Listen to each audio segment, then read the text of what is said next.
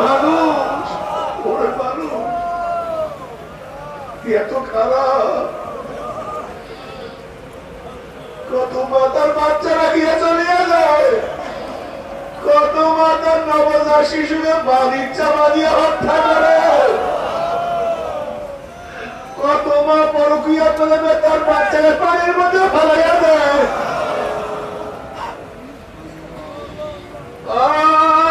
কত মা তার বাচ্চাকে ট্রাঙ্কের মধ্যে আটকাইয়া ফেলায়। ওরে বাবা দুনিয়া কিছু না, हकीकत से तो दुनिया बेखबर है, दुनिया की नुमाइश पर नजर है। नबी अलैहिस्सलातु वस्सलाम রাদিয়াল্লাহু তাআলা বর্ণনা আবু হুরায়রা, এদিকে আসো, তুমি কি দুনিয়ার হাকিকত দেখতে চাও নাকি? এরপর নবী আলাইহিসসালাতু ওয়াসসালাম আবু হুরায়রা রাদিয়াল্লাহু তাআলাকে একটা ময়লা স্তূপের কাছে নিয়ে গেছেন। এরপর ময়লা স্তূপের থেকে একটা হাড্ডি উঠাইছে, একটা মাথার খুলি উঠাইছে। নবী আলাইহিসসালাতু ওয়াসসালাম বললেন, আবু হুরায়রা দেখো, এই হাড্ডির মধ্যে কত সুন্দর গোশত পেঁচানো ছিল, এই দেমাগ কত অহংকার করিয়া বেড়াইতো,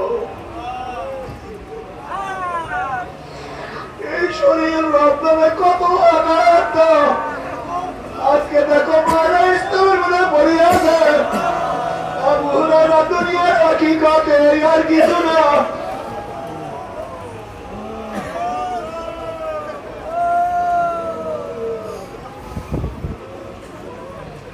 নবী আলাইহিসসালাতু ওয়াসসালাম একটা মরা বকরি দেখলেন।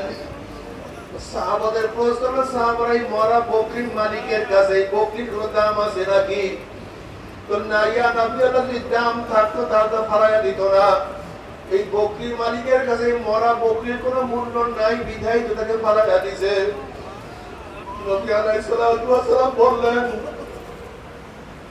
যেরকম বকরির মালিকের কাছে মরা বকরির কোনো দাম নাই, কোনো মূল্য নাই, মূল্যহীন, ঠিক আমার মাওলার কাছে এই দুনিয়া সমস্ত মূল্যহীন। যদি আমার মাওলার কাছে গোটা দুনিয়াটা মশা মাছির পরের মতো দাম থাকতো, তাহলে আমার মাওলা কাফের মুশরিক বেঈমানদের এক ঢোক পানি হলো পান করতে দিতেন না।